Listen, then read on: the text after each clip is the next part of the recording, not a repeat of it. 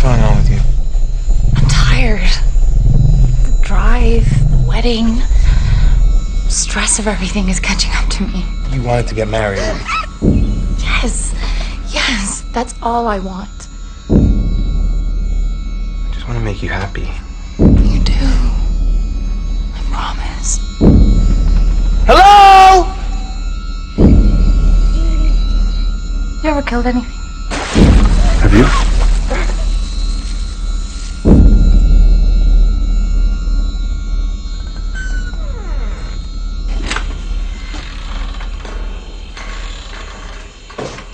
B? You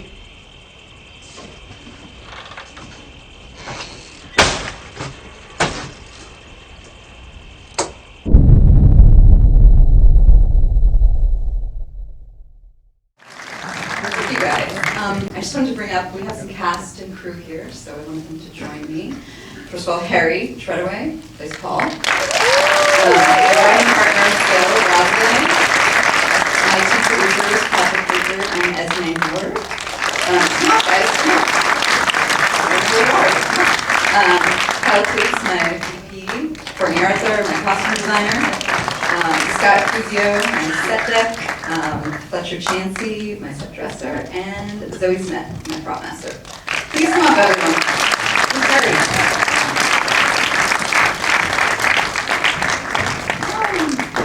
Everyone.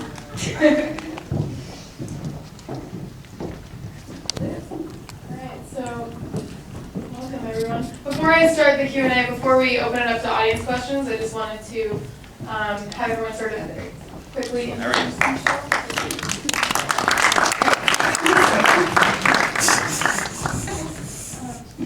Harry, come back. Come over here. Hello. So do you want to Yeah, I'll just pass it down. quickly just say what their role is? Harry Treadaway, Paul. Patrick Baker, producer. Esme Howard, producer. Phil Graziadei, writer. Sorry, I lost my voice. Courtney Arthur, costume designer. Kyle Ploots, DP. Scott, the decorator. Fletcher on set dresser. Zoe, prop master.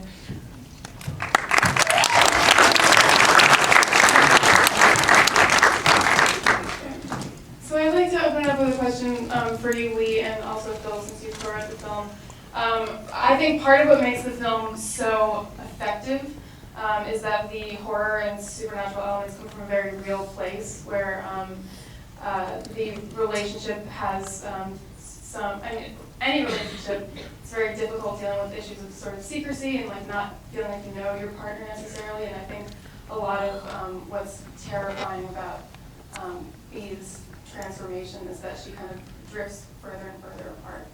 So can you talk about like how that story came together, whether it was grounded in experience or whatever?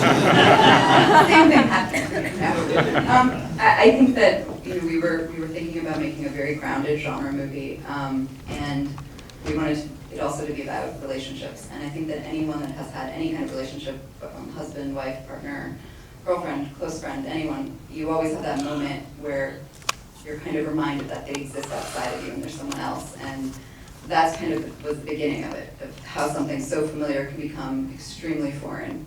In this case, it was alien. But that was kind of the beginning of the movie for us. No, cool. So I'd like to just open it up to the audience for questions.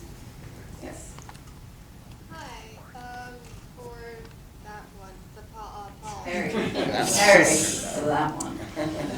How was it using an American accent? How was it using an American accent? It's just a bit more vocal, like tongue twisters in the morning, basically. So you just have to like do a bit of saying words in an American accent. So you just got to program that into the morning. That's about it, really. Quite like it. Quite like doing a different voice. Makes me feel like a different person, a bit more sort of thing. Yeah, I enjoy it. It was very weird because they were completely in character and everything would be fine. They would call them B, and then take would stop, and suddenly it was like a foreign language. You guys talking to each other. It's like, but pub. Bollocks. Yes. Obviously, the thing I liked about this movie is there were a lot of familiar elements, but so many of them that they came together. What were your primary influences, would you say, in terms of, the writer and the director? For me, it was a lot of Invasion of the Body Snatchers. We liked how, that film was kind of remade in every generation in a different way, and we just thought that, we could make this on a very tiny level, very intimate body snatcher movie. I'm a big Polanski fan because he keeps things extremely grounded, and then it's like, oh, but also there's a devil. So those are kind of my big influences. No, I think just generally things that are attractive about the genre for us is that it's traditionally something that's been used to sort of examine much more sort of normal, everyday, or larger social issues, and we wanted to do that. Just bring it down to as small a scale as we could. Yeah. Very well done.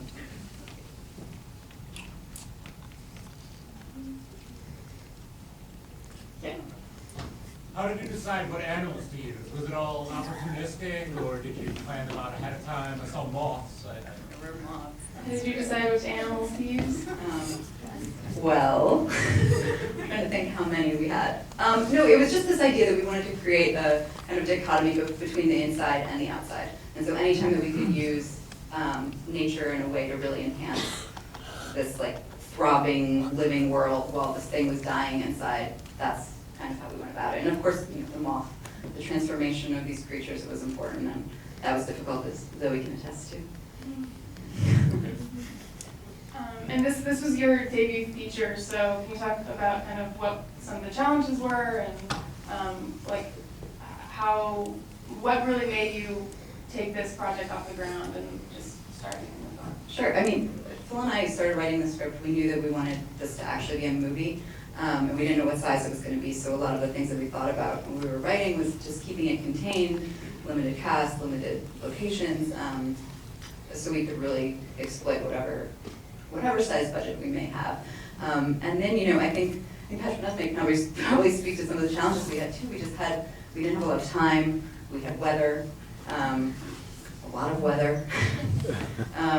So that was kind of, the biggest thing was just realizing that we had limited time and money. Add anything to that? Sure, you're always basically strapped for cash when you're making an independent film, and every second really truly counts. So everyone is constantly up against great amount of pressure to make a day and to get what you need. And so you're asking people, crew, cast, to work beyond what one could imagine just to get it done. And this crew and this team here was just incredible. They worked through torrential downstorms every day to make the film come to life, and we just somehow got it done. Yeah, and I think, on that point, it's like Harry and Rose were essentially carrying the film themselves, and they were always on. They were incredibly prepared. There was no time to kind of mess around, and our crew was just so great, and we were all kind of in it. We knew what we were doing. We knew we had a certain amount of time. And Yes. So I know the film was just purchased by Magnolia, so what are the next steps? Wow. So that's right. We screened the film at South by Southwest about a month ago, and we are very fortunate to have new partners in Magnolia Pictures.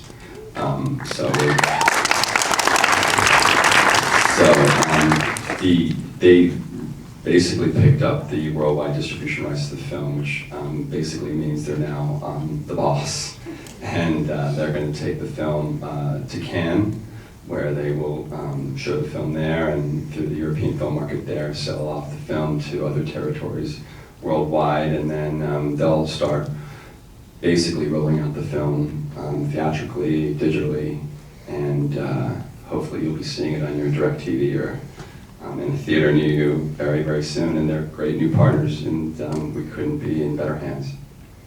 And we're going to be at the other festivals too.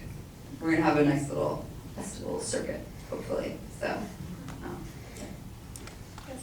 I want to say, first of all, congratulations. That movie was so much fun. Thank you. You spoke about keeping it grounded.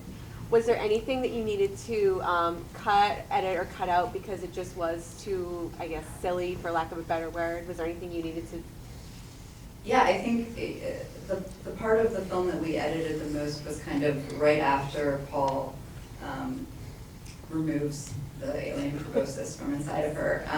There was just a little bit more, like in that explanation scene right after, that it was walking the line. You know, it obviously gets like extremely genre at the end, but we wanted to try to keep it down as much as we could. So that was the scene that we kind of trimmed things more than anything else. Otherwise, I mean, it's just when you're on a movie that's the small, so few days, you kind of have to use everything you have. So. Yes, a question to Harry. Was it scary for you making the film? Like when you were in your My question was it scary for you making the film? Yeah, I think so. It's always a leap until no, isn't it? So you cross your fingers. No, it's in some ways, yeah. But like it wasn't. You know, you've always got lots of people around you, so you've always someone to hold a hand.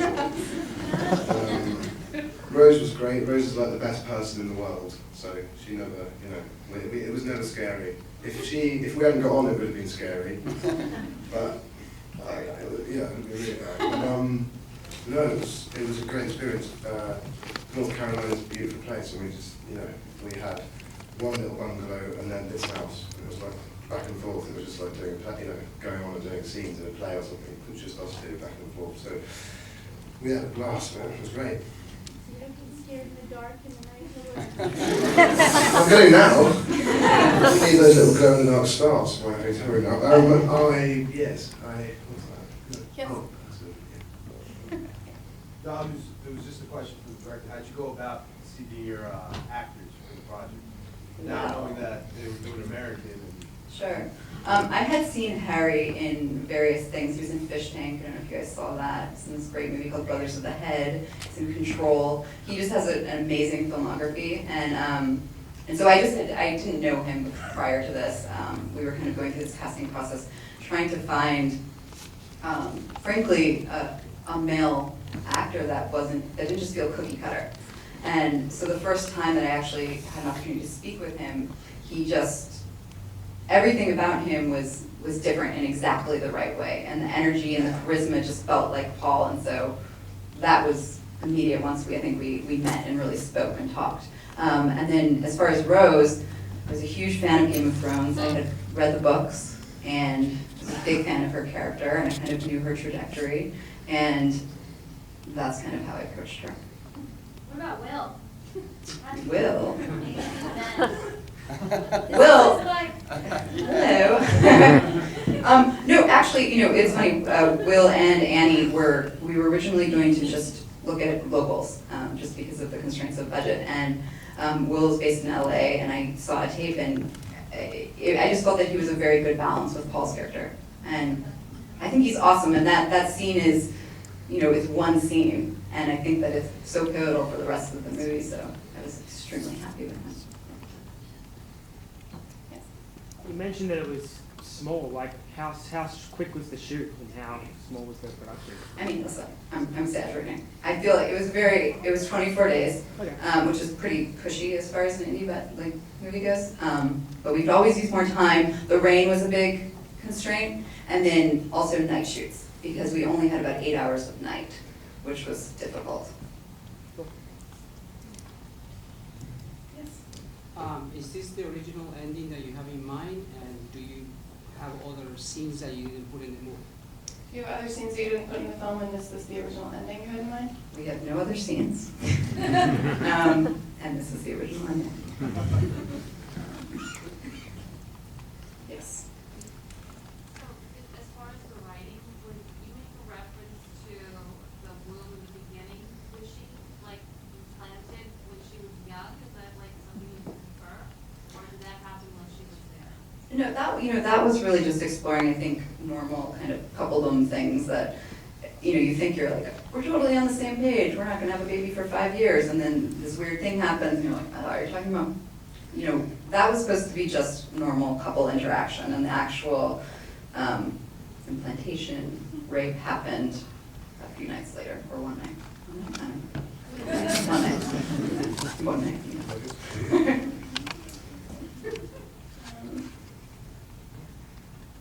So I was actually maybe could ask a little bit about like the look and feel of the film, since we have the DP and costume designer here.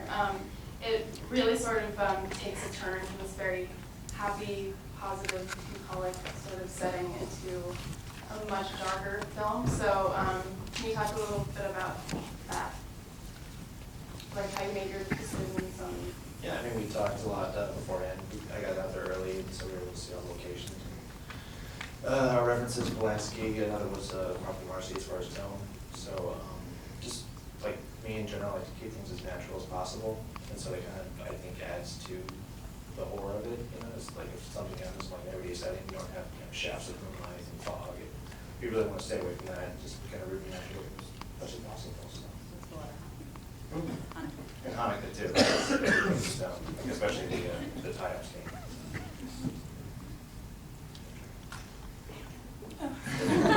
Sorry.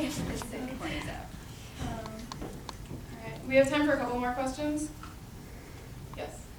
I'd like to know what's significant for the location. I know most viewers are kind of freaked out by the outdoors anyway. What's the significance of the location? And a lot of New Yorkers are freaked out by the outdoors. We are now. I think, so I mentioned before, Phil and I went to NYU. I actually grew up in Cleveland, which is not, I mean, it's a big city, but I was in a suburb, so it wasn't like I was always in the city completely. But my family had a cottage in Canada, and I remember like I would go there for a couple of weeks every summer. And the first 2 nights, I'd be like, oh, this is awesome. And then it started getting not only boring, it just felt like creepy. Like suddenly I was not around any other people, and it just made me very uncomfortable. And so that was kind of where it came from. All right. Yes, you in the back.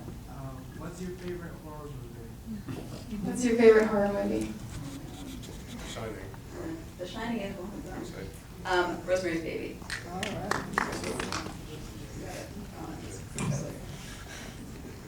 think we have time for one more. Yeah. Do you see yourself staying in this genre, or would you like to branch out? Certainly, I think that I'm most drawn to science fiction. And so if the story calls for more horror mixed with that, or more drama, more thriller, then that'll be kind of a decision to make. But I do love sci-fi. So. Cool. Thank you guys so much for coming.